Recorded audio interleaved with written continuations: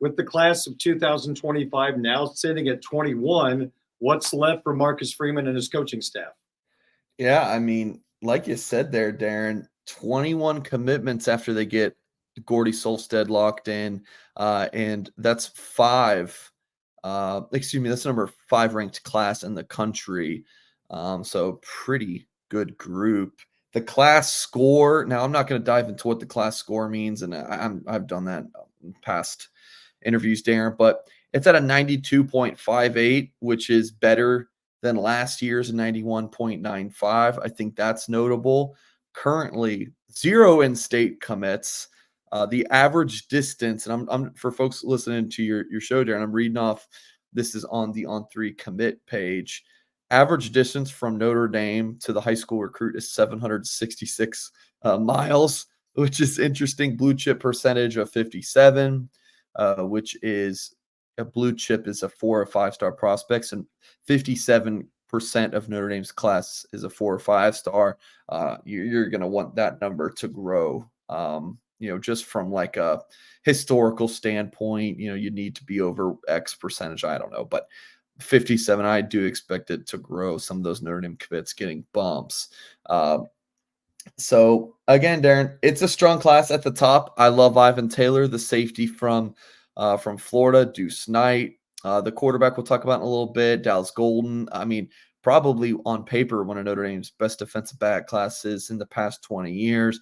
Got an elite offensive tackle in Will Black. I mean, across the board, it's a solid, deep class. I think it's going to safely land in the top 10 when it's all said and done. So in terms of what's next, what's kind of left, Mark Zachary, Darren, is announcing a commitment this Saturday. I think it's fairly well known that Notre Dame's the team to beat going into that decision. Zachary would change that in-state commit total. He would give the Irish one. He's from Indianapolis. Ben Davis, a top 100 prospect overall. I'm not going to dive too much into Zachary right now, Darren, because we've just talked about him so many times. And yeah, it's Notre Dame, Cincinnati, Florida, Michigan. That's the top 4. He was going to take officials this summer, but he went ahead and announced a commitment date for this weekend. So we'll see where he ends up. My prediction has been on Notre Dame since last August. Now, after that, if Zachary commits to Notre Dame corner, they're done there. There's a few more spots to keep an eye on. Derek Meadows from Bishop Gorman out in Las Vegas has been a Notre Dame target for coming up on a year now. He got his offer from Notre Dame at Irish Invasion last year, a camp that we're coming up on. I think it's in a week and a half. Meadows is the number 50 overall player, number 7 wide receiver. I like Notre Dame here, but Bama, Georgia, Michigan, Tennessee are very much in the mix as well. It is a busy and crowded recruitment. Notre Dame may take 2 more receivers. Talon Taylor's another guy to watch closely from Chicago, Geneva community, top 100 overall prospect, number 10 receiver in the land. Tanu Kynes from Houston and Dylan Robinson from the West Coast, 2 other wide receivers to keep an eye on.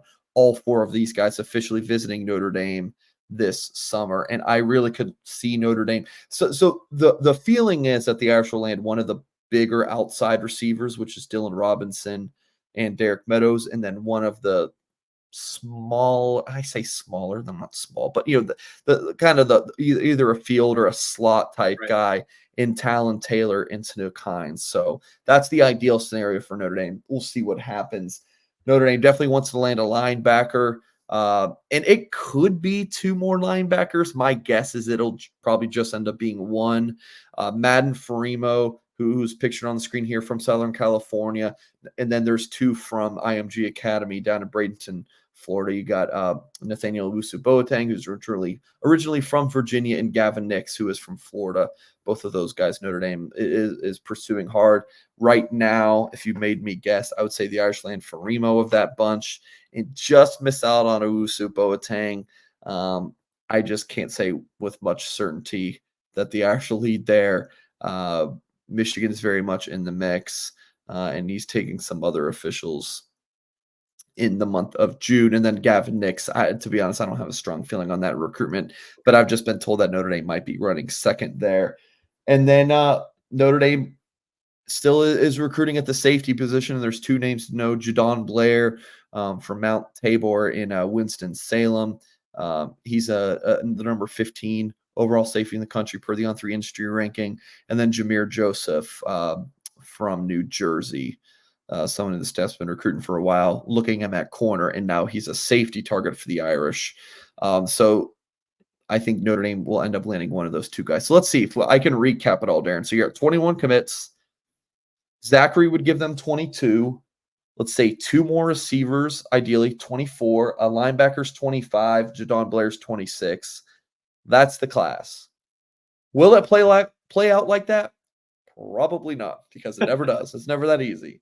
There's, some decommit or something happens. Who knows? But as of right now, Darren, that is what I am told the staff has planned for the 2025 class. So I don't know how many minutes straight I just spoke, but hopefully people are still listening.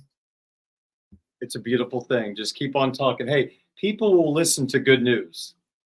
Many, many years ago, we didn't have that as much, good news to talk about. So when there's good news, we're going to talk about it. Darren, the ceiling of Notre Dame recruiting seems so much higher, right?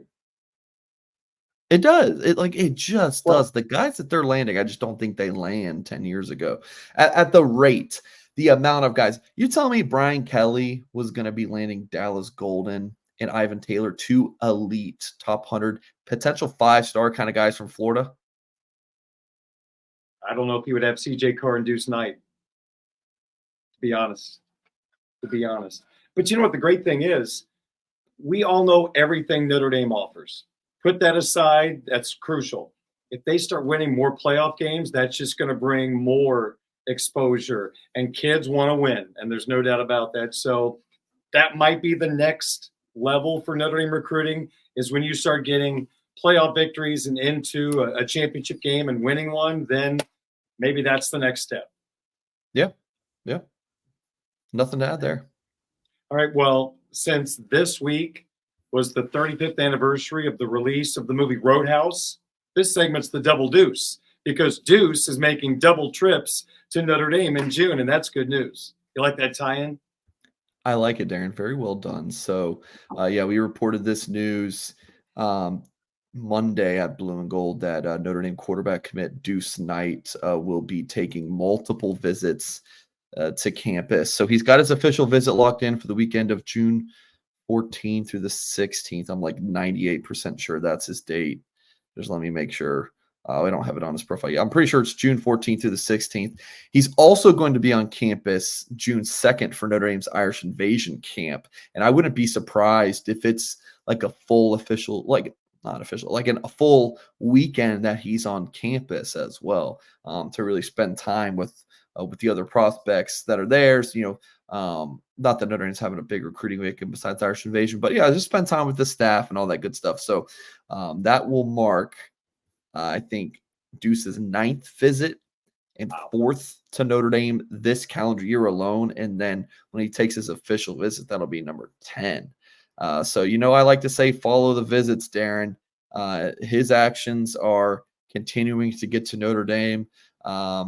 He's got such a strong connection, not only with the staff, the other commits, some of the quarterbacks, he's built a connection with on the current Notre Dame roster. So, I tweeted out the other day when I reported this news, like, it's a big deal when Deuce Knight visits campus, not only because, you want to keep them locked in, some of these other schools, like, I don't think it's too hot right now with other schools pursuing them, like in this exact moment, but I think it's going to come in waves.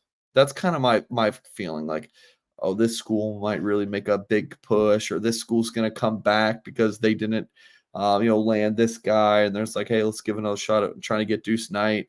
That's kind of my feeling, Darren. But you keep getting him to campus. He's more and more bought in and locked in. It's only a good thing for Notre Dame when Deuce Knight gets to South Bend.